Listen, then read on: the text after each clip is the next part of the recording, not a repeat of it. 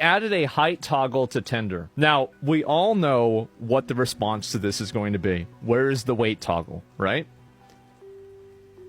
Of course.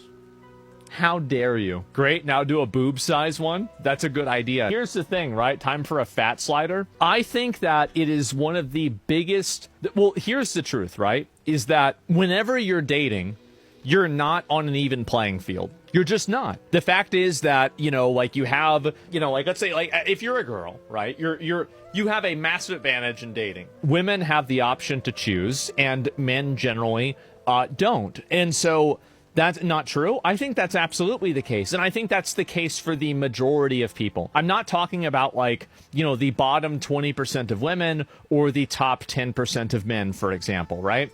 But like I'm saying in a general sense, for the most people, this is the case. I think that it is one of the biggest weird things that height is somehow something that people should be able to make a decision on. And it's viewed as being socially acceptable to make a decision on that. But weight is not socially acceptable. And you want to know the reason why? It's because fat chicks complain about it. That's the reason why. That's the only reason why weight isn't acceptable. It's because a bunch of fat chicks complain about it, and other women that aren't fat virtue signal, and they act like they're sympathetic to it because they'd rather the fat chicks own goal themselves and stay fat, because that way they don't have to compete with them. So that's the reason why it happens.